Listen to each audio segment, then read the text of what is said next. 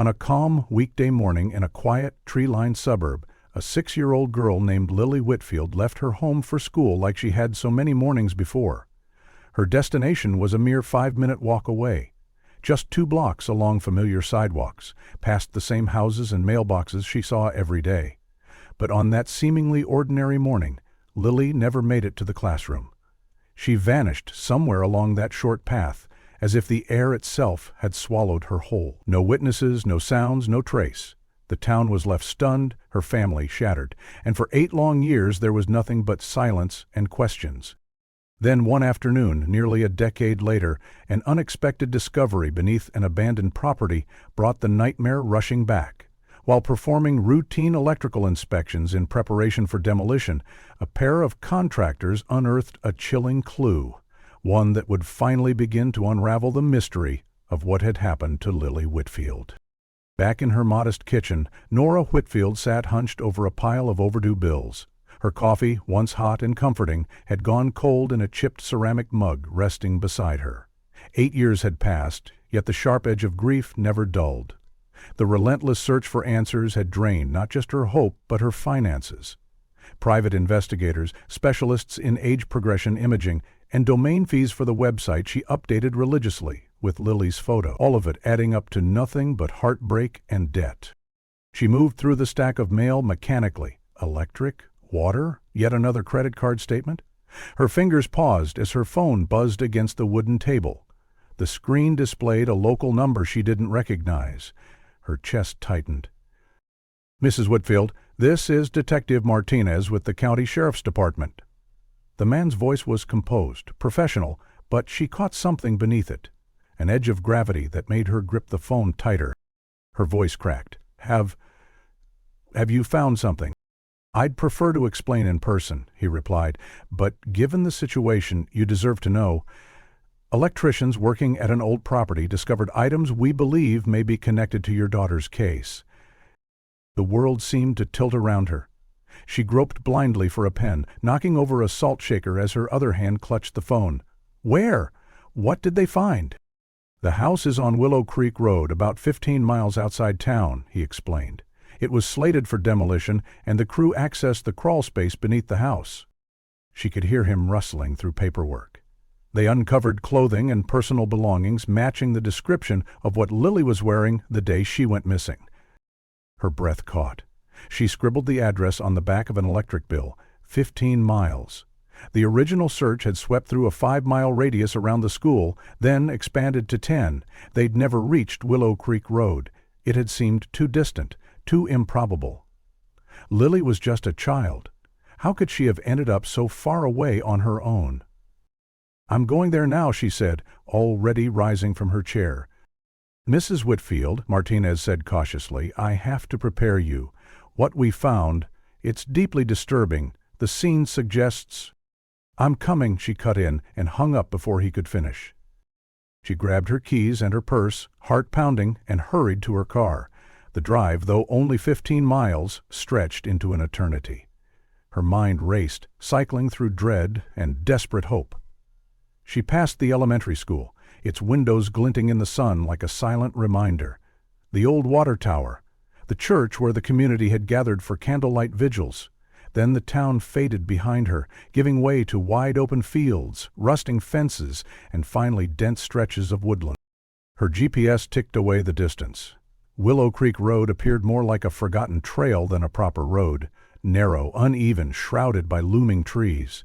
She almost drove past the turnoff until a flash of light caught her eye. Police vehicles clustered near a clearing, the scene marked with yellow crime scene tape strung between 2 gnarled oaks. The house itself looked like something out of a nightmare, a 1-story ranch that sagged beneath its own weight, its siding warped and stained. The porch had partially collapsed, windows were either shattered or boarded. Nature had all but claimed it. Vines creeping up the walls, weeds swallowing what had once been a front lawn. Detective Martinez stepped forward to meet her. He was younger than she'd expected, with dark eyes heavy with sorrow. "Mrs. Whitfield, thank you for coming. I'll walk you through what we've found, but please understand, this is still an active crime scene." Nora nodded, her voice steadier than she felt. "Just show me." He led her around the side of the house, past orange evidence flags fluttering in the breeze. The foundation showed visible signs of shifting over the years, forming uneven gaps between the blocks. Near the rear corner, a wooden panel had been removed, revealing a narrow opening no more than 2 feet high. Martinez crouched beside it. The electricians were accessing the main junction box. It's located inside the crawlspace. He held up a tablet, thumb poised over a gallery of images. "I can show you photos first, or you can see the actual site." "I want to see it," Nora said without hesitation. He handed her disposable booties and gloves. "Forensics has been through most of it, but please be careful not to touch anything." Bright LED work lights cast stark shadows beneath the house. Nora had to bend low and shuffle forward, duck-walking as she followed the detective through the cramped passage. The air was thick with the smell of damp earth and decay, a staleness that hadn't stirred in years. About 12 feet in, the crawl space opened into a small clearing beneath the floor joists. What lay within it stole the breath from her lungs. A grimy red mattress lay in the dirt, child-sized, its fabric discolored by old stains. Beside it, chained to a support beam, a heavy iron link ended in an open padlock, its rusted edges still reflecting the light. A single Hello Kitty poster was taped to the cinder block wall, its edges curled and yellowing, the image faded but still recognizable. Lily had adored Hello Kitty. But it was the clothing that finally broke her. On the mattress lay denim overalls with a sunflower stitched on the front pocket. Her handiwork. A green and yellow striped shirt, perfectly preserved in the dry conditions. In the corner, a pink backpack sagged against the wall, the cartoon print still barely visible under layers of grime. "Oh God," Nora whispered, her knees hitting the dirt. "Oh God, she was here." Martinez crouched beside her, his voice low. "There's more." Martinez angled his flashlight toward a small cluster of items tucked beside the stained mattress. 2 ceramic plates stacked neatly, as if someone had once tried to keep order in this hidden squalor. The surfaces were crusted with petrified remnants of food, hardened and colorless with time. A plastic water bottle, its label faded and half-peeled, lay on its side nearby, child-sized. Martinez's voice was clinical but weighed with restrained emotion. "We've recovered biological evidence throughout this space. DNA samples, several long strands of hair embedded in the mattress fibers, fingerprints on the plates, and the bottle." He paused, shifting slightly to face Nora. "Everything's been sent to the lab for full analysis. The results could give us something definitive." Nora's voice caught in her throat as she managed to speak. "How long was she here?" The question, barely above a whisper, seemed to hang in the crawl space like mist. Martinez didn't answer right away. He studied her expression, then turned his eyes back to the mattress. Based on the degradation of the materials, the dust layers, the patterns of wear on the mattress, and the debris that had accumulated over time, forensics believes this wasn't a brief holding spot. Weeks, possibly even months. "We're still working to narrow the timeline." Nora's eyes stung. "All that time, and we were so close." Martinez's voice softened. "We also found trace evidence throughout the rest of the house. This wasn't just some hidden corner. Whoever brought Lily here had unrestricted access to the entire property." Nora reached out instinctively toward the familiar green and yellow striped shirt, but stopped herself inches from touching the fabric. She had folded that shirt herself the night before Lily vanished. She remembered ironing it gently, spritzing it with her daughter's favorite lavender-scented linen water. Her hand trembled as she recalled the way Lily had danced around the room wearing it, arms outstretched like airplane wings. In the background, Martinez explained something about the preservation conditions, the crawl space's stable temperature and low humidity that had prevented biological breakdown. But his voice became a dull echo as Nora stared at the tiny articles of clothing that had once wrapped her daughter's warm body. Frozen memories, stitched into cloth and thread. "Who owned this place?" she asked, her voice raw. "Frank Morrison," Martinez replied. "He's 78, been living in assisted care for a couple of years now. The house was managed through a leasing company, Riverside Realty. They're defunct now, went out of business 5 years back. And the tenant? She asked sharply. Martinez's jaw tightened. According to Morrison, the home was under a long-term lease. Rent was always paid on time, cash in envelopes left in his mailbox or handed off occasionally. He says he only met the tenant once during the initial walkthrough, described him as quiet, polite, said he talked a lot about using the place for storage. Nothing stood out, so he just let him rent it for years without ever checking in? There were never any complaints, Martinez said. No disturbances, no late payments. Morrison never had a reason to visit. Outside the crawlspace, Nora's eyes caught something half concealed by the creeping vines wrapping around the porch railing. An old sun-bleached sign. Riverside Realty, for lease.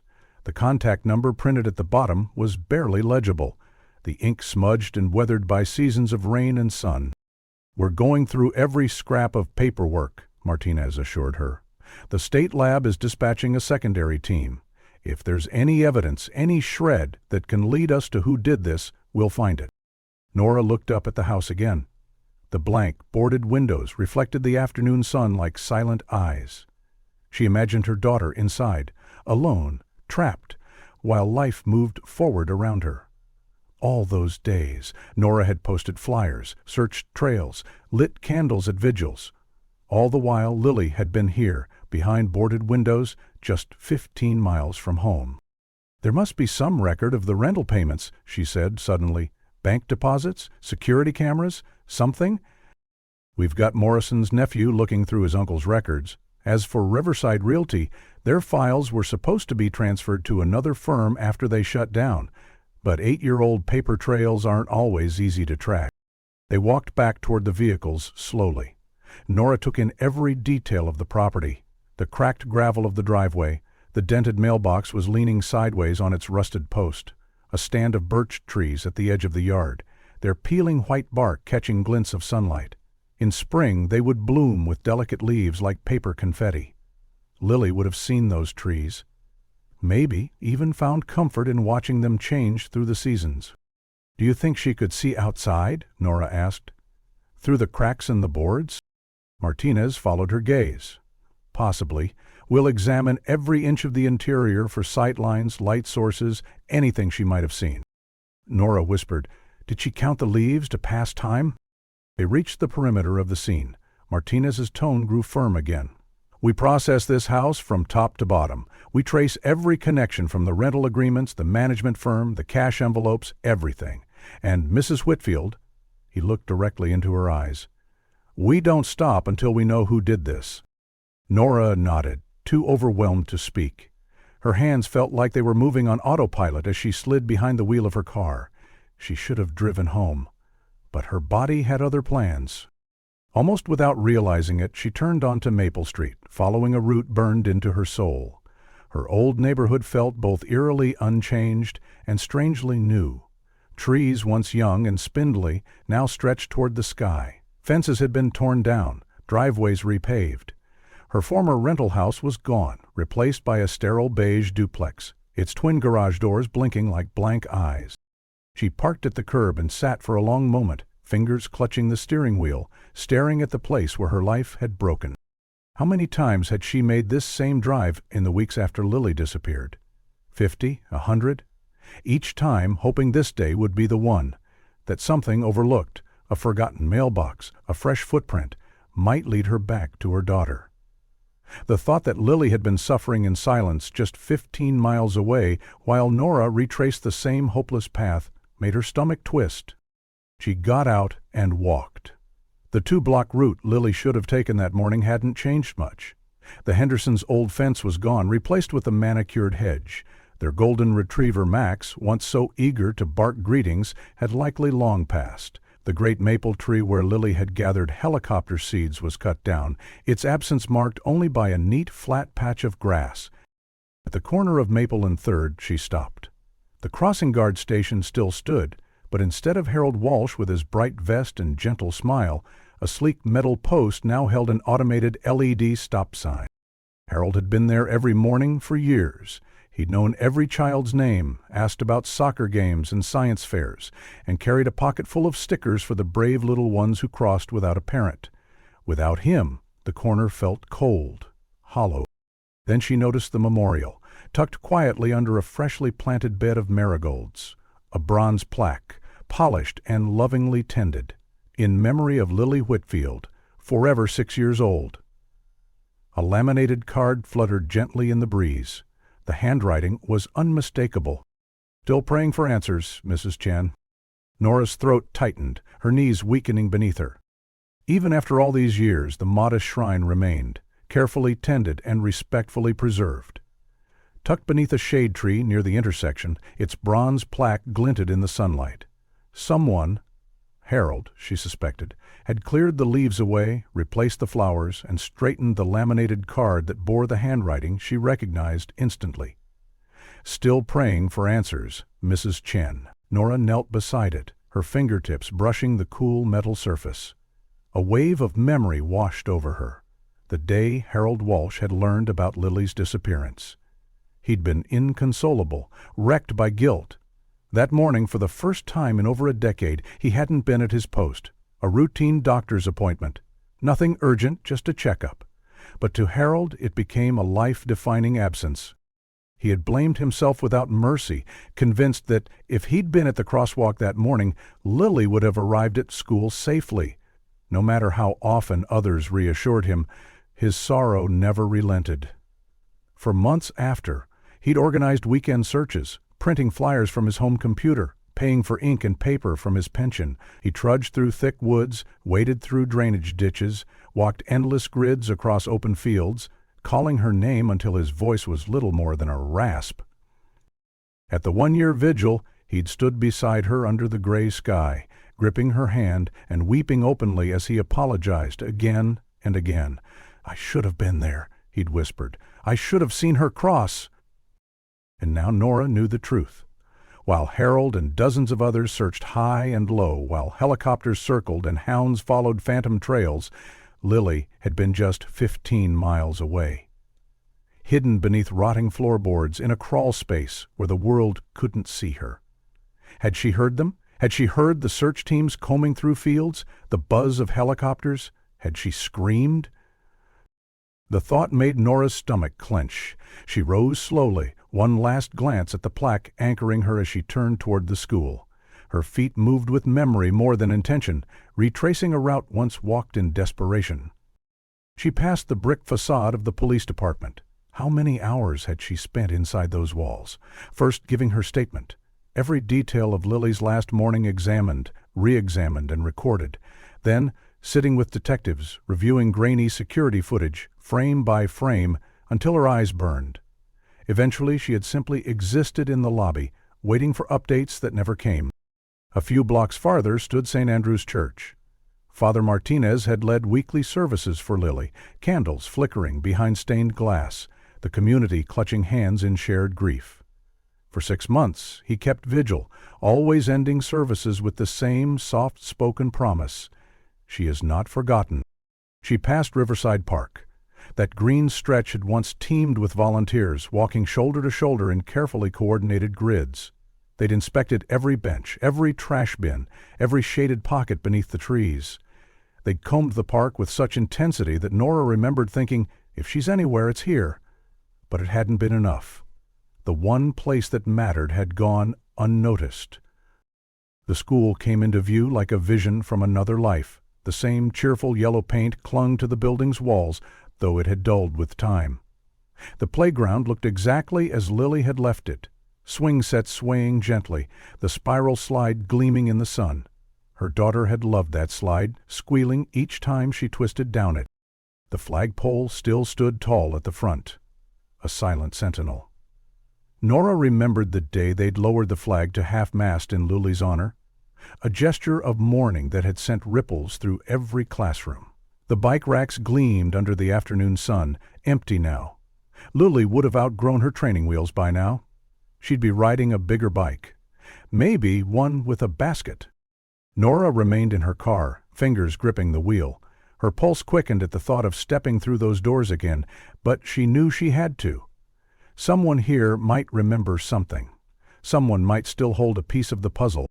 The entrance hadn't changed, though a new buzzer system had been installed for security. She pressed it and waited. A voice crackled through the speaker. "Hello? This is Nora Whitfield. I'd like to speak with someone about my daughter." The lock clicked and the door released. She stepped inside, met instantly by the same familiar smells. Freshly waxed floors, cafeteria food lingering faintly in the air, and that indistinct but unmistakable scent of crayons, glue, and growing children. Her shoes clicked softly on the polished linoleum as she made her way toward the main office. A young woman stepped from behind the glass-paneled door. She extended a hand. "Mrs. Whitfield? I'm Dr. Sarah Coleman. I've been expecting someone might come after this morning's discovery. Please, come in." Dr. Coleman was composed, early 30s at most, with shoulder-length auburn hair and thoughtful hazel eyes behind modern glasses. Her office reflected both professionalism and warmth. Children's artwork on the walls, a calming Zen garden on the windowsill, books stacked neatly beside a coffee mug reading, "Principle, not a miracle worker." "I want you to know," Dr. Coleman began gently, "I've only been here 3 years, but I've read every file. Lily's plaque in the hall ensures her memory remains part of this school." "You weren't here when—" Nora started, but Dr. Coleman nodded. "No, Principal Morrison retired before I arrived, but I've spoken with many staff who were. Lily touched everyone here. Her loss never left this community." She turned to her computer. "If you're hoping to learn about any staff changes from that time, the district digitized all personnel files 5 years ago." Her fingers danced across the keyboard. "Let's see, I'm showing 12 staff members left within 2 years of Lily's disappearance." She angled the screen so Nora could read. 3 retired early: Mrs. Gonzalez, Mr. Peterson, Ms. Kumar. 2 transferred to other schools. Ms. Williams, the art teacher, went to Riverside Elementary, and Coach Bradley moved to the middle school. Dr. Coleman scrolled further. Carl Brennan, the head custodian, left after a routine background check flagged an old assault charge from his early 20s. The incident had been misfiled during initial screening, but once it came to light, the district had to let him go. Nora leaned forward. "What kind of assault?" "Bar fight," Dr. Coleman said. "It got violent, but it happened over 20 years ago. Still, the policy is strict." "Who else?" "2 cafeteria staff. The Jennings sisters, they were twins, moved out of state. Mr. Yamazaki, our music teacher, passed away from cancer about 1.5 years after Lily's disappearance. And Harold retired from his crossing guard position about 13 months ago." Nora frowned. "That's a lot of turnover." Dr. Coleman nodded solemnly. It was. The emotional toll was immense. Some of the staff, they just couldn't come back here every day. Couldn't face the halls without being reminded. A soft knock interrupted them. An older woman peeked into the office, her hair pulled back, a cardigan draped around her shoulders despite the warmth of the afternoon. "Dr. Coleman, I heard—" Her eyes widened. "Oh my goodness, Nora!" "Mrs. Fitzgerald," Nora said, standing with a surprised smile. "Eleanor, please, come in," Dr. Coleman said warmly. "She's been with us for over 20 years. Knew Lily well." Mrs. Fitzgerald stepped inside, her eyes already misting over. "Oh, honey," she whispered, "I just heard what they found this morning." "I'm so sorry," Eleanor whispered, settling into the chair beside Nora. Her hands clutched a crumpled tissue, eyes glistening. "That sweet little girl. She always had the kindest manners. Every morning when her class walked by the office, she'd wave and say, 'Good morning, Mrs. Fitzgerald.' Never missed a day." Nora pressed her lips together, her throat too tight to respond. Dr. Coleman cleared her throat gently, shifting the mood. "Mrs. Fitzgerald and I were just reviewing some staff transitions from the time around Lily's disappearance. We're trying to identify anyone who may have known something, anything, that didn't stand out at the time." Eleanor's kind face hardened ever so slightly. "The police did thorough interviews back then, spent hours with everyone, especially once that business with Carl Brennan came up." "Right," Nora said quietly, "the janitor. What happened with that?" Eleanor folded her hands in her lap. "Carl had an assault charge from his 20s. Some bar fight, they said, slipped through during his hiring somehow. The district found out during a background check reevaluation. But when it came to Lily's case, he had an alibi that morning, ironclad." He was scheduled for court-mandated counseling, Dr. Coleman added. Signed in that morning, on camera, the whole time. Didn't stop the whispers, though, Eleanor said. People want someone to blame when the unthinkable happens. She dabbed at her eyes again, her voice softening. But you know who took it the hardest? Harold. That man never forgave himself. He blamed his absence for everything. He had a doctor's appointment that morning, the first time in 10 years he wasn't at the crosswalk. After that, he organized search parties every weekend. Even when the sheriff's office said the official search was winding down, spent his own pension on flyers. Printed thousands, taped them to phone poles, bus stops, and store windows. I once found him by the crossing post, just crying, whispering he'd failed her. Before Nora could respond, her phone buzzed on the table. The screen showed a name that made her heart quicken, Detective Martinez. "Excuse me," she said, standing and stepping toward the hallway. "I need to take this." "Mrs. Whitfield?" Martinez's voice came through the line, sharp with urgency. "We've made progress. We tracked the rental payments." Nora gripped the phone tightly. Where were they going? "Then they were sent quarterly to a P.O. box at the downtown postal center," he said. "Always paid with postal money orders, all purchased with cash. So, no names. No ID? Nothing traceable. Clean. Intentional." "When did they stop?" Nora asked, her voice low. "That's the part that caught our attention," Martinez replied. "The payments were made like clockwork for years, every quarter, without fail. But then, exactly 1 year ago, they stopped. Just ended. No note, no forwarding address, no last month's rent.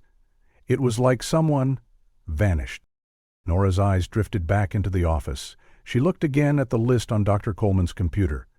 Staff retirements? Harold Walsh, 13 months ago. 2 others within weeks of that date. Her mind turned over the coincidence. Was it a coincidence?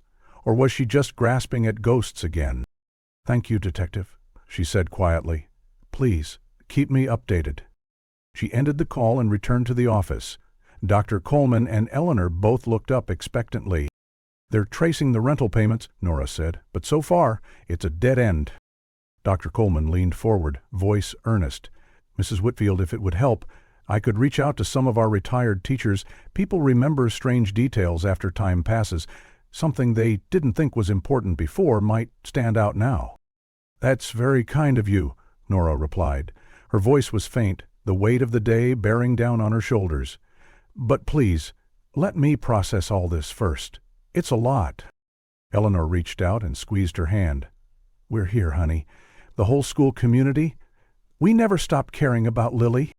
Nora nodded gratefully and rose. She exited the office in silence, retracing the hallway she had once walked with her daughter. The memorial plaque caught her eye as she neared the front entrance. Bronze and unassuming, mounted at eye level. Lily's school photo smiled from behind the glass, bright-eyed, gap-toothed, alive. The birth and death dates etched beneath her image didn't span a full decade. At the base of the plaque, a glass vase held fresh daisies. Someone had tucked a tiny stuffed bear beside it. Nora's throat tightened again. Outside, the shadows stretched long across the pavement. 8 years had scattered the people who might have known something. They had moved on, as people do, planting new roots elsewhere. Carl Brennan with his alibi. The Jennings sisters starting fresh in another state. Harold quietly stepping away after giving so much of himself. All of them dispersed like autumn leaves in wind. Nora walked toward her car, each step heavier than the last. It all felt impossibly far now. Justice, clarity, peace. Every clue crumbled at the edges. Every possibility led to a dead end. And yet something continued to tug at her. That timeline. The sudden end to the rental payments. The cluster of retirements. No evidence of wrongdoing. No red flags. Yet the pattern lingered, whispering to her. Probably nothing, she told herself. Just the mind of a mother grasping for sense in a senseless situation. The fuel light on her dashboard blinked insistently as she drove, and she realized her body was running as empty as the tank. The day's adrenaline was gone, leaving her trembling, her limbs numb with exhaustion. She needed to stop. Before her hand slipped from the wheel, before she missed a light, The Chevron station on the edge of town appeared like a memory from another life. She'd come here dozens of times in the early days. Dev Patel, the owner, had been among the first to post Lily's missing flyer on every pump and window. His employees had walked in search lines, brought bottled water to volunteers, asked passing drivers if they'd seen a little girl in denim overalls. This place had refueled more than her car. It had briefly refueled her hope. She pulled into Spot 3 and slid her card into the machine. It beeped in protest. "See cashier," the screen demanded. Of course, nothing could be simple today. Nora left the nozzle in the tank and stepped inside. The bell above the door chimed, and she was met with a sensory time capsule. The same worn linoleum, humming refrigeration units, racks of candy and air fresheners arranged just so. The scent of weak coffee, antiseptic cleaner, and gasoline formed an olfactory mosaic that hadn't changed in years. Two people stood in line ahead of her. She joined them, absent-mindedly studying a shelf of chewing gum. Then her eyes flicked up. The man at the counter was purchasing an odd assortment: a pint of strawberry ice cream, a small propane canister, and a pack of D batteries. Nothing remarkable, not really. Until he spoke. "Thanks, man, appreciate it." His voice hit her like a thunderclap. It wasn't the words. It was the tone, the timbre, something in the way he formed the syllables. Familiar. Chillingly familiar. Nora froze, her breath caught halfway between inhale and scream. That voice, so familiar it made the hair on Nora's arms rise. The gentle cadence, the slight whistle on his S sounds caused by ill-fitting dentures. It was unmistakable. Harold Walsh. In the years since she'd last seen him, age had settled more deeply into his bones. His shoulders hunched more pronouncedly now, his once stocky frame thinner, diminished. Wisps of white hair were carefully combed across his scalp, though time and gravity had made the effort futile. Under the harsh fluorescent lights of the gas station, deep shadows clung beneath his eyes, painting exhaustion into the creases of his face. The upright, alert posture of the ever-watchful crossing guard had been replaced by cautious, almost halting movements, each step measured as though the floor might betray him. As he turned from the counter, clutching his small bundle of purchases, their eyes met, pale blue locked with deep brown. A flicker of recognition passed between them, undeniable. And then came his smile, so familiar it brought a lump to her throat, that soft, sad smile she'd seen countless times in the aftermath of Lily's disappearance. The smile of a man who had mourned beside her. "Nora," he said gently, adjusting the ice cream and propane in his arms, "I heard about what they found this morning. I'm so sorry." The sorrow in his voice was pure and old, real. It squeezed her chest until she could hardly breathe. This man had walked miles on weekends with search parties. He had wept during candlelight vigils and left flowers beneath the school's flagpole. "Harold," she replied, forcing her voice past the knot in her throat, "I heard you retired. How are you doing?" He followed her gaze through the store's front window toward the farthest pump, where an old cream-colored Winnebago rested. Rust bloomed across its lower panels. A window had been mended with duct tape and ingenuity. "Getting by," he said. "Been doing some traveling with my niece." She blinked, surprised. "Your niece?" "Well, adopted niece, really," he clarified. "Her parents passed when she was young, so I took her in. Seemed the right thing to do. The Christian thing." His tone was humble, matter-of-fact, but Nora felt a flicker of admiration. Harold had lost his wife to cancer decades earlier. He had lived alone for as long as anyone could remember. She had assumed his days after retirement would be quiet, solitary. Through the camper's side window, she glimpsed a teenage girl, maybe 13 or 14, sitting at a compact dinette table. Her long blonde hair was pulled back into a ponytail. She wore a faded blue t-shirt and appeared focused on something in her hands, perhaps a book. She was licking a spoon absent-mindedly, a tub of ice cream open in front of her. "That's wonderful of you," Nora said, sincerely moved. "Taking in a child at your age, that's no small thing." Harold shrugged lightly. "Family is family," he replied, and began walking toward the exit. Nora followed, oddly comforted by the chance encounter. "I'd love to meet her," she said as they stepped into the warmth of the afternoon sun. "It's nice to think of you having company after everything." She trailed off as they approached the camper. The moment shifted, subtly but unmistakably. Harold's pace quickened. His relaxed gait turned stiff, urgent. His shoulders straightened, his steps sharpened. Then, without a word, he stepped sideways, positioning himself directly between Nora and the RV. "She's very shy around strangers," he said quickly, almost dismissively. "We really need to get going. Got a long drive ahead." "Oh, I didn't mean to intrude," Nora said, surprised by the sudden change. "I just thought—" "Sarah, get away from the door!" Harold called sharply, startling them both. He practically broke into a jog, closing the distance to the camper with surprising speed. Inside, the girl had risen to her feet. She looked toward the voice, confused, and moved toward the window. For a moment, just long enough, the sunlight caught her face. Nora's breath caught in her chest. Freckles? Not random freckles. A constellation. A perfect triangle across the bridge of her nose, with two smaller dots in a gentle line beneath. Nora had kissed that pattern goodnight, more times than she could count. It wasn't possible. It couldn't be. And yet, Harold was at the camper door now, yanking it shut with such force it rattled the frame. The girl looked up, lips moving, asking a question maybe, but Harold's hand pressed her away from the glass before she could say anything else. He climbed into the driver's seat without looking back. "Harold!" Nora called, her voice breaking. But the engine roared to life, a cloud of black exhaust puffing from the tailpipe.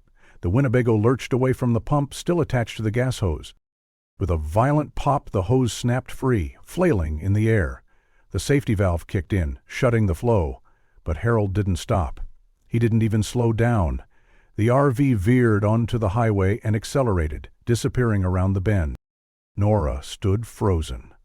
The gas station clerk had come running out, shouting about the damage, but his voice was distant noise, muffled behind the storm in her head.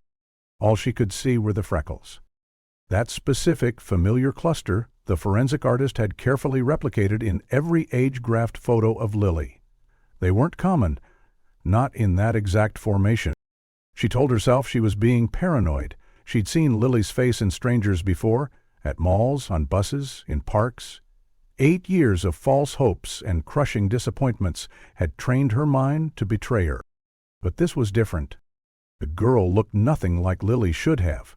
Blonde, heavier, broader. Her hair color, her frame, her profile. None of it matched the red, brown-haired elfin child Nora remembered. But the freckles, and Harold's sudden transformation from familiar sorrow to uncharacteristic panic. That was what stayed with her. When she finally made it home, the house felt sterile and cold.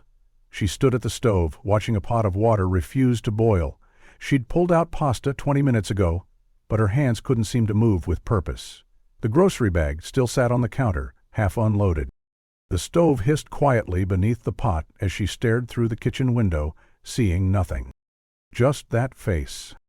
Just that flash of freckles. Finally, she moved on instinct. She dumped the dry pasta into the water even though it hadn't reached a full boil. The strands floated limply, absorbing warmth without energy. She shook her head, trying to push the image away. The girl looked nothing like Lily. Her build was wrong, her features broader, older, her hair the wrong shade. And yet, millions of girls had freckles, she knew that, but not those freckles, and not on the face of the one man who had once been her fiercest ally and who now fled from her like a criminal. The hiss of water boiling over snapped her back. Steam clouded the stovetop. The pot sizzled as droplets spilled onto the burner. Nora turned off the heat, but she didn't move away. She stood there, both hands gripping the countertop, as doubt and dread curled in her chest like smoke. Nora yanked the pot from the burner, scalding steam rising to fog her glasses, but she barely noticed. She didn't clean the spill or reach for a towel. The hiss of boiling water meeting the cold stovetop was drowned beneath the churn of her thoughts. Harold's sudden shift at the gas station played on a loop in her head. That shift from friendly old neighbor to someone afraid. No, terrified. The way he'd stepped between her and the camper, the way he slammed the door, barked at the girl to move, the way he drove off with the gas hose still connected. That wasn't protectiveness, that wasn't grief, that was fear, panic. She abandoned the stove and the cooling pasta entirely. Her hands moved without hesitation, picking up her phone and pressing the screen. "Detective Martinez," came the voice on the other end, calm and alert. "I'm sorry to bother you again," Nora began, trying to keep her tone even, controlled, as if she weren't seconds away from falling apart. "No bother at all, Mrs. Whitfield. What can I help you with?" She swallowed. "I was just wondering, during the original investigation, was Harold Walsh ever looked into? The crossing guard?" There was a pause. Then the sound of typing, keys clicking, a mouse click. "Let me pull up the old case files, okay?" Harold Walsh, 70 years old at the time of Lily's disappearance. Interviewed along with all school personnel. Background check came back clean. No criminal history, not even a traffic citation. 30 years of service at the school, glowing recommendations. A reputation as reliable and deeply involved with the students. Another click. Says here he was devastated. Volunteered time, helped organize search teams, appeared in multiple media appeals. Why do you ask? Nora hesitated. How could she explain something so intangible? A feeling, a detail, a pattern of freckles and a glimpse of a girl through a window. It all sounded like a desperate woman seeing ghosts. "I ran into him today," she said carefully, "at the gas station. He has a girl with him now, a teenager. Says she's his adopted niece. He reacted strangely, defensive, like he didn't want me anywhere near her, practically ran." She waited for silence, for skepticism, but Martinez's voice remained steady, kind. "Mrs. Whitfield, I know today has been overwhelming. Finding that house, that crawlspace, it's forced you to relive unimaginable pain. It's completely understandable that your mind might look for connections in places where there might not be any." "I know," Nora said quickly. "I know it sounds crazy." "Not crazy," Martinez assured, "just human. People involved in traumatic events often respond by becoming overprotective, especially when it comes to children. Harold might have taken in that girl as a way to heal." "You're right," she said softly, feeling the familiar sting of self-doubt. "I'm sorry." "You have nothing to apologize for. We're following every credible lead related to the rental property. If anything connects, you'll be the first person I call." After ending the call, Nora didn't return to the kitchen. Instead, she opened her laptop and typed Harold Walsh into the search bar. The results were sparse. No Facebook page, no Instagram, no professional directory listings, not even a digital obituary for his late wife. Only scattered references in old-school newsletters surfaced. The crossing guard, Harold Walsh, celebrates 25 years of service. Local hero honored with Community Safety Award. In every photo, he appeared surrounded by children, smiling gently, his white hair thicker than, his posture straighter. She nearly clicked away when something newer caught her eye. An article dated 13 months ago. "Pine Creek RV Park celebrates 20 years." The headline was attached to a local newspaper site, the Pine Creek Gazette. Curious, Nora clicked. It was a light community piece, interviews with long-term residents of the park. Midway down the page was a photo. Her heart stuttered. There he was, Harold, standing beside the same weathered Winnebago she'd seen earlier that day, one hand resting on the camper's side, the other holding a mug of coffee. The caption read, "Harold Walsh, our newest permanent resident, says he chose Pine Creek for its peace and quiet after retiring from his role as a beloved elementary school crossing guard. It's the perfect place to enjoy my golden years with my adopted niece," Walsh told the Gazette. The article included a short paragraph about the park's amenities and, helpfully, its mailing address. Nora copied it into her notebook without thinking, her hand moving on autopilot. Upstairs, the house was dark and silent, but she climbed the stairs as though guided by something other than her own will. The hallway creaked underfoot. She pushed open the door to Lily's room. It was exactly as she'd left it 8 years ago. The homework still half finished on the desk. The bookshelf was crammed with picture books and chapter books. A line of stuffed animals stood sentry along the edge of the bed. It smelled faintly of lavender, faded now, but still clinging to the curtains and pillows like a ghost.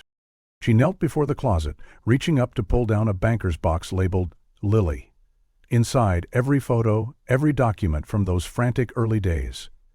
She didn't need to search. Her fingers knew exactly what they were looking for. The photo showed Lily at the beach the summer before she vanished. Wind tangled her auburn curls, and her gap-toothed grin beamed up at the camera. The freckles on her nose stood out clearly, kissed golden by the sun. 3. In a perfect triangle across the bridge. 2 more just below in a straight vertical line.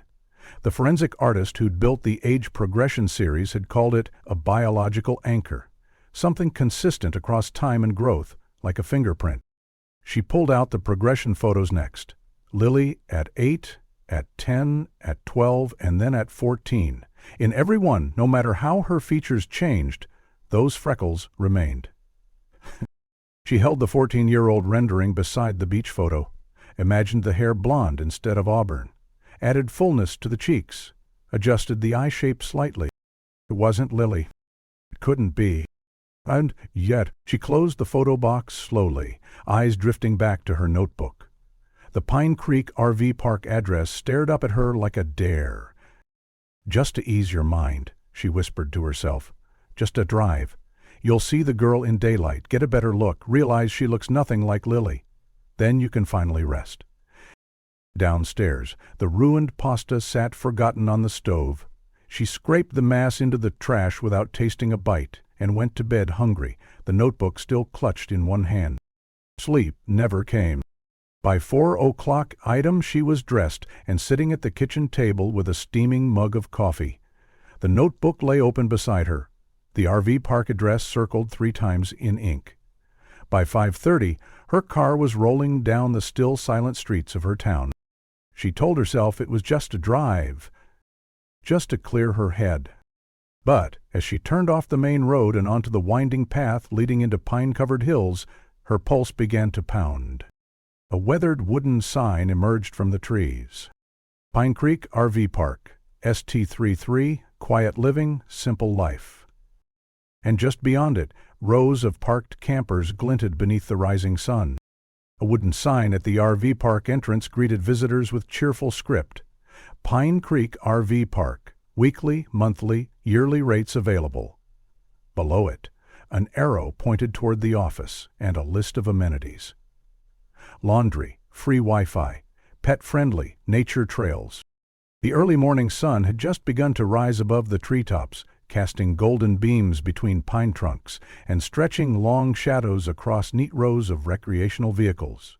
From sprawling luxury motorhomes with satellite dishes to compact travel trailers with makeshift porches, the park felt like a quiet little village tucked into the forest's edge.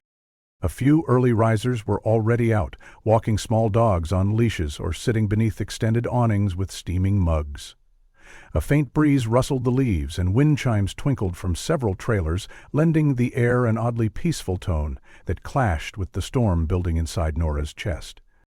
The office stood at the park's entrance, a double-wide trailer painted mint green, with white flower boxes under each window blooming with cheerful marigolds. As Nora stepped inside, a small bell above the door gave a soft chime. Behind the front desk, a woman looked up from her crossword puzzle. Her name tag read, Deb, Manager. She smiled brightly, the kind of practiced hospitality that came from years of working with travelers. "Good morning. What can I help you with?" "I'm interested in monthly rates," Nora said smoothly. The lie came far too easily. "For a small RV. I'm going through a bit of a transition." Deb gave her a knowing smile, pushing aside her puzzle. "Oh, honey, aren't we all? Come on, let me grab a brochure. You'll want to see the layout." She handed Nora a laminated sheet full of cheery colors and stock photos of happy campers grilling by fire pits. "We've got several spots open. Let me walk you through. I always say, you can't get a feel for a place unless you walk it." They stepped back outside and began strolling down the gravel path. Deb kept up a friendly stream of commentary, pointing out the communal laundry facility, the shower house for guests and smaller rigs, and the fire pit ringed with folding chairs for park gatherings. She waved to a man in slippers walking a pug and introduced him as Robert in Space 12, retired Navy, best barbecue in 3 states. As they passed more sights, Deb rattled off bits of gossip with the ease of someone who made it her business to know everyone's business. The Hendersons in Space 20 just became grandparents, cutest little girl. And down there at the end, Space 38. Her voice dropped conspiratorially. That's Harold Walsh. Keeps to himself mostly. Nice enough, just quiet. Nora's heart skipped. Deb went on. He's been here close to a year now. Got a girl with him. Teenager, sweet kid. Very polite. He homeschools her, you know. Says the public schools didn't challenge her enough. Nora's voice barely held steady. That's quite a commitment, homeschooling at his age. Right? Deb chuckled. But he's serious about it. I've seen her reading books that I didn't understand in college. Real smart girl. Nora nodded absently. Well, Deb said, slowing, I'll let you wander a bit. Get a feel for the place. Just stop by before you head out, and we'll talk numbers. Nora thanked her, her pulse pounding in her ears. She turned away, pretending to admire the small garden near the shower house, then slowly made her way down the gravel road, past the park trailers, toward the final row. Space 38 sat tucked at the farthest end of the park, bordering a dense stretch of woods. The isolation was deliberate. Even before she reached it, Nora could see the additions Harold had made to the site. A wall of lattice panels and blue tarps hung between makeshift wooden posts, creating a curtain of privacy. The Winnebago itself was parked at an angle, shielding its front from view. A small folding table and 2 camping chairs rested beneath a retractable awning. Everything was neat, controlled, shielded. Nora moved with deliberate slowness, pausing at a nearby picnic table, pretending to study the park's bulletin board. She scanned postings about dog grooming services, a taco night announcement, and a flyer for a hiking group. All the while, her eyes were drawn to the narrow path leading to Harold's lot. She made her way down it, footsteps soft on the pine needles scattered across the gravel. Then she heard it, a voice, small and tuneless, humming a made-up melody from within the RV. It was the kind of absent-minded humming Lily used to do while coloring or playing with her dolls. Nora's throat tightened. She edged closer to the camper, careful not to make noise. The curtains in most windows were drawn tight, but one had a small gap where the fabric didn't quite meet. Heart pounding, she positioned herself just right and peered through the narrow sliver. The girl sat at the dinette table inside, hunched over a sketchbook, colored pencils scattered like confetti. Her long blonde hair spilled around her face, obscuring most of her features. She was wearing a soft blue t-shirt. A plastic container of strawberry ice cream sat beside her. Nora barely breathed. The girl took a slow spoonful, her eyes fixed on the page. Then a bit of melted ice cream dripped onto her left arm. Without glancing down, she absently scratched at the spot with her opposite hand. That's when Nora saw it. An angry red welt was rising on the girl's left arm, just above the elbow. The skin around it began to swell, hot, raised, and inflamed. The shape, the location, the rapid onset? It was unmistakable. A memory surged through Nora like an electric shock. Lily, age 4, was standing in the kitchen crying, clutching her arm, the frantic drive to urgent care. The allergy specialist at Children's Hospital, Dr. Patel's words etched into her memory. It's rare. Most strawberry allergies are systemic, but this is localized contact dermatitis, unusual in children, extremely rare. And this presentation, specific to her left elbow, that's essentially a biological fingerprint. They'd eliminated strawberries from the house after that. No jelly, no fruit snacks, no artificial flavors. Babysitters were warned, teachers notified, labels checked obsessively. And always that left arm. No one else had a reaction like that in that exact place. No one. The girl in the camper now winced, scratching again at the swelling. She finally noticed the redness, frowned, and wiped at the ice cream with a napkin. The damage was done. Nora knew the rash would linger for hours, angry, tender, and exactly the way Lily's had always looked. Her knees weakened. She stumbled backward from the window, half tripping over a rock. She turned and fled down the path, heart racing, lungs burning. In her car, she fumbled for her phone. Her eyes were blurred with tears. She didn't even realize she was crying until the screen swam before her. The call connected. "Detective Martinez," she gasped. "It's Nora. It's her, the girl in the camper. She's got a strawberry allergy. Left arm, right at the elbow, a rash, just like Lily. It's in her medical records. Dr. Patel documented it in detail. No one else would have that reaction. No one—" She was shaking now, the words pouring out between sobs. "You have to come, please. You have to see it for yourself." "The odds are astronomical," Martinez muttered, his usually unflappable tone cracking for the first time. His voice, always measured and composed, now trembled beneath the weight of what Nora had just told him. "You're absolutely sure about this? You witnessed the reaction with your own eyes?" "I did," she confirmed, the words catching in her throat. "She's eating strawberry ice cream, Detective, and the rash, it's spreading, exactly the way it always did with Lily. Same location, same swelling, same redness. It's her. I know it." "Where are you now?" Martinez asked, urgency rising. "Pine Creek RV Park. She's in Space 38, but if it's safer for me to move, I will." "Do it. Head back to the main office," he instructed without hesitation. "Park where you have a clear view of the entrance, but don't let yourself be seen near that RV. We're already mobilizing units. This is solid enough to act on. Mrs. Whitfield, we're coming." Nora ended the call with trembling fingers, shifting her car into gear. The gravel crunched beneath her tires as she crept back along the narrow loop of the RV park. Every foot forward felt like dragging herself through molasses, her brain racing faster than the car ever could.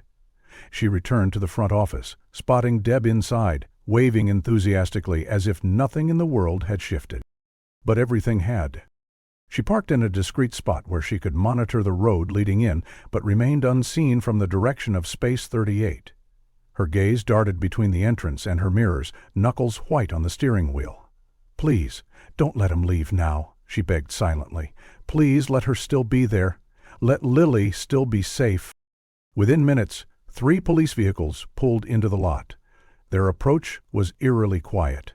No sirens, no flashing lights, just the ominous hum of motors and purpose. They moved with the coordination of a well-practiced unit. Martinez was in an unmarked sedan, leading the formation. He stepped out and crossed to Nora's car, his face composed but his eyes sharp. "Mrs. Whitfield," he said softly but firmly, "I need you to stay here. We're going to verify the situation at Space 38. If this girl is your daughter, we'll need to move cautiously. We don't want to scare her. Or him." "Understand," she replied, though every inch of her wanted to bolt straight toward that RV, to tear down the tarp shielding its secrets, to throw her arms around the girl she believed in her heart was Lily. From her vantage point, she watched as Martinez and the officers began their quiet advance toward the back end of the park. Other residents began emerging from their RVs, drawn by the sudden influx of authority. Some held coffee cups. Others looked on with sleepy confusion. Deb rushed out of the office, crossword puzzle in hand, mouth already forming questions. Nora couldn't answer them. Her gaze stayed locked on the officers, their figures shrinking as they moved farther from view, disappearing around the curve where the forest thickened and Space 38 sat cloaked in shadows. Any moment now, she told herself, any moment now, this nightmare might end. Her ears caught the staccato burst of radio chatter. Martinez's voice followed by a short, sharp reply. The color drained from her face. "Unit 1, came the clipped report. "RV is gone. Space is empty. Tire tracks are fresh. Looks like they left in a hurry." The words knocked the breath from Nora's lungs. She flung open her car door and bolted across the gravel, meeting Martinez halfway as he came jogging back up the path. "Where is she?" she cried. "Where did they go?" Before he could answer, Deb intercepted them, cheeks flushed, eyes wide. "What's going on? Is everyone all right? Why are there police here?" Martinez pulled out his phone, displaying a photo of Harold. "This man, Harold Walsh. You know him. He was staying in Space 38. Deb nodded slowly, confused. "Yeah, Harold. Quiet guy. Paid his monthly fee just yesterday. I saw him leave maybe 25 minutes ago. He used the service exit out back. Said something about needing supplies." Martinez's voice was low but firm. "Where does that exit lead?" To the old logging road. Folks use it to skip traffic on the main road. She hesitated, then added, "He said something about camping?" Mentioned his niece's birthday, taking her up to their favorite spot near Cedar Creek. An old clearing, I think, used to be a Forest Service site, real private. Do you know how to get there? Forest Service Road 47, she said, her voice catching now. About 12 miles up the mountain, past the abandoned fire tower. No one goes up there. No service, no amenities, just trees and the creek. Martinez's expression hardened. He turned, already barking commands into his radio. "Units to intercept. Dispatch, place roadblocks on all exits from the area. I want immediate movement to Forest Service Road 47. Repeat, Forest Service Road 47. Send backup, K9 units, whatever you've got." Turning to Nora, his voice softened but remained firm. "You need to stay here. This could get dangerous." But Nora was already backing toward her car, her eyes fierce. "That's my daughter. I'm not staying behind." Before he could argue, she was in the driver's seat and gunning the engine.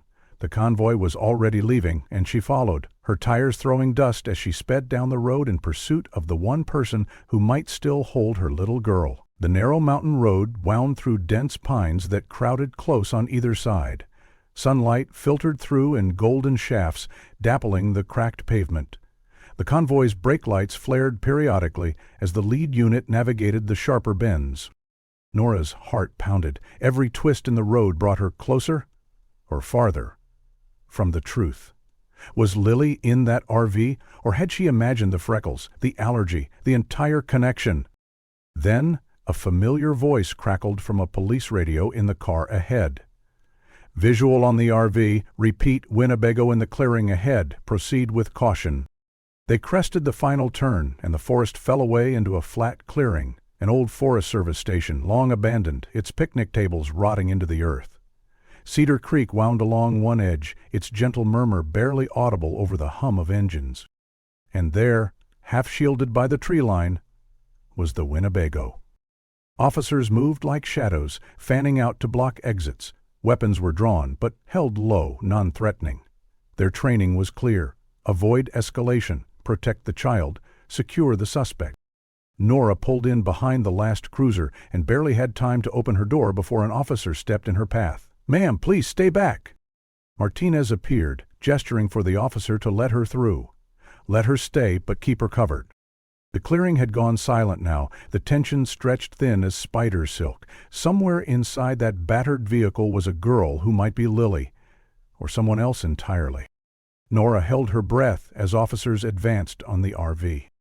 "Let her stay, but keep her behind the line," Martinez instructed with quiet authority. Then he raised a bullhorn, his voice cutting through the silent woods like a blade. "Harold Walsh, this is Detective Martinez with the County Sheriff's Department. Step out of the vehicle with your hands visible." The clearing fell into eerie stillness. Not even a bird chirped. The rush of Cedar Creek nearby, usually a soothing sound, now roared in Nora's ears like thunder. Her chest tightened. Attacked on her bargain, Nora flew. "Harold, we know you're inside with the girl," Martinez continued, his tone firm but calm. "We know her name is Lily Whitfield. Let's resolve this peacefully. Please come out and talk to us." A long pause followed. Nora's breath caught. Then, faintly, from inside the RV, muffled and tremulous, a girl's voice called out. Confused, frightened. Nora's legs gave out beneath her. She grabbed the hood of a police car for balance, eyes brimming. 8 years, 8 birthdays, 8 missed Christmas mornings. Her baby's voice had changed, matured. But she knew it. Every syllable rang in her soul. The RV door creaked open. Harold stepped out first, and Nora hardly recognized him. The kindly crossing guard she remembered had vanished. In his place stood a man, gaunt and weathered, wild-eyed and ragged. He held a rifle in one hand, while his other arm clutched the girl tightly to his side. The gun was angled just low enough not to provoke a shot, but the tension was unmistakable. The girl sobbed uncontrollably. Mascara streaked down her cheeks. Nora stared at her. This teenage girl bore almost no resemblance to the 6-year-old she'd lost. Her hair now blonde instead of auburn, her figure fuller. But the constellation of freckles on her face was unmistakable. No one but Lily. "Grandpa, what's happening?" the girl whimpered, panicked. "Why are there cops? What did we do?" "Shh, Sarah," Harold murmured. His voice shook. "It's okay. They don't understand." He raised his voice to the officers. "You don't get it. I saved her. Her parents—" He glanced at Nora with something between hatred and regret. "They didn't deserve her. Who lets a little girl walk to school alone these days?" Nora flinched. "I gave her everything," Harold shouted. "I taught her, loved her. She's my daughter now." Martinez lifted the bullhorn again, keeping his tone even. "Nobody needs to get hurt. Just put the weapon down. We can talk." Harold's face twisted. "Talk? After 8 years?" "I'm the only family she's ever known. You can't just take her away. You can't." A radio crackled somewhere to Nora's left. Static cut sharply through the air. Harold flinched and spun toward the noise, the muzzle of his rifle moving just for a breath away from the girl's head. And in that split second, the girl acted. Like a deer bolting from a snare, she wrenched free from his grip and took off running, her ponytail bouncing, arms pumping. "Sarah!" Harold screamed. Nora's heart exploded in her chest. She opened her mouth to scream, but no sound came. Her legs wouldn't move. Harold raised the rifle, tracking the girl's retreat. "No!" someone yelled. "Drop it!" barked an officer. Harold hesitated. Then his face crumpled like a sheet of paper. He turned the rifle toward himself. In an instant, the 2 officers closest to him fired their tasers. The barbs hit. Harold convulsed violently, collapsed, and the rifle clattered to the ground. Officers swarmed him, booting the weapon away, pinning him to the dirt, locking his hands behind his back as he sobbed. The girl reached the police line and froze. Nora finally found her voice. "Lily!" she screamed, breaking into a run. The girl turned. She looked at Nora like she was a ghost. "My name is Sarah," she said softly. "My parents died in a fire. My grandpa, he raised me." Her words were fractured, terrified, her arms folded around her as if to shield herself from Nora's presence. Nora stopped short, her heart shattering again. Behind her, Harold howled incomprehensibly into the dirt. An officer stepped between Nora and the girl, gently redirecting Lily, Sarah, toward safety. "You're okay," the officer told her. "You're safe. We just want to make sure you're not hurt." "I'm fine," the girl shouted. "He's the one who's sick. Grandpa needs insulin, please." She tried to move toward Harold, but the officers held her back. "Ma'am," another officer said softly to Nora, touching her arm. "Let the medics check her. You can ride with us to the hospital." Nora nodded, her throat too tight to speak. Her eyes never left Lily. EMTs approached slowly, one crouching to Lily's eye level. They didn't say the wrong name. They didn't push. They just asked if she was hurt, told her the ambulance had snacks, and promised they'd explain everything once she was settled. Lily relented and let them guide her, but when she saw Harold restrained on the ground, she tore away again, dropping beside him. "I'll get a lawyer," she cried. "You always said to be ready. I'll protect you, I swear. You're all I have." Harold wept openly, too shocked to respond. The medics coaxed her back a second time. Her legs moved, but her eyes stayed fixed on Harold. At the ambulance, she turned. Her eyes scanned the crowd and landed on Nora. There was no joyful reunion, no recognition, just a flicker of doubt, the faintest trace of memory trying to surface. Nora stepped forward and stopped. She didn't call out again, didn't rush her. She just stood, willing every ounce of her being to reach the daughter who no longer knew her name. The sheer improbability of what she'd just witnessed overwhelmed her, but Nora's voice remained steady as she spoke into the phone. "The odds are impossible," she said. On the other end, Detective Martinez's composed tone faltered for the first time. "You're certain you saw the reaction?" "I watched it happen," Nora confirmed. "She's eating strawberry ice cream right now. And the rash, it's spreading. in the exact same place, the same angry patch of skin, just like Lily used to get. It's the same reaction, the same spot, same pattern. It's her. "Where exactly are you?" Martinez asked, his voice sharp with urgency. "Pine Creek RV Park, Space 38, but I can move," she offered quickly. "Good, do that. Return to the main office area immediately," he instructed. "Park where you can see the entrance, but not that specific site. Units are already en route. This is enough to justify immediate intervention. Mrs. Whitfield, we're coming now." With trembling hands, Nora put the car in gear and forced herself to drive slowly back toward the park's front. Each turn of the wheel felt excruciating, like moving through wet cement. Her mind reeled with the truth, with the confirmation her heart had screamed all along: Lily, alive, here. She parked near the main office, her view of the space obstructed now, but the front gate clearly visible. Deb, oblivious to the storm gathering just down the gravel lane, waved from inside the office with her usual cheerful smile. Nora barely acknowledged her, hands gripping the steering wheel so tightly her knuckles turned white. She glanced at the rearview mirror, her breath hitching. What if Harold sensed something was wrong? What if he tried to run again? The seconds crawled by. Then, movement. Silent, unmarked vehicles slipped through the gate like phantoms. 3 in total. No sirens, no flashing lights. Their very silence made them more unnerving. Martinez's unmarked sedan led the way, followed by 2 black SUVs. Nora's heart surged with both relief and fear. Martinez pulled up beside her and stepped out, approaching her window with brisk purpose. His face was controlled, neutral, but his eyes betrayed his urgency. "Mrs. Whitfield, stay here. We're moving in to check Space 38. If this girl is your daughter, we need to handle it delicately."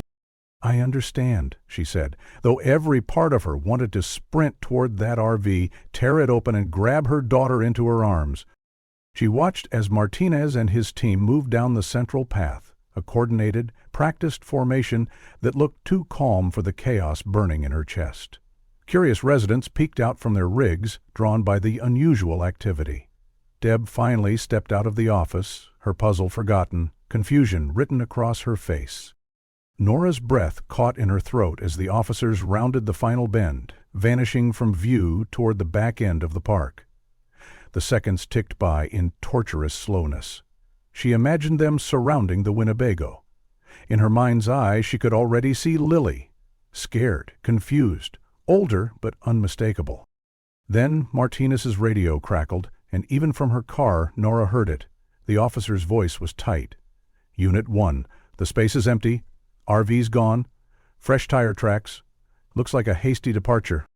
Her body moved before her brain caught up. She flung open her door and ran toward Martinez, who was jogging back toward the front. Deb intercepted them both, her face flushed. "What is happening? Why are there police here? Is everyone okay?" Martinez pulled out his phone and showed her a photo. "This man, Harold Walsh, Space 38. When did you last see him?" "Harold?" Deb blinked rapidly. "He paid his rent yesterday. I saw his rig pull out maybe 20-25 minutes ago. Used the back exit, the service gate. It leads to the old logging road. Residents use it to skip highway traffic." "Where would he go?" Martinez asked without missing a beat.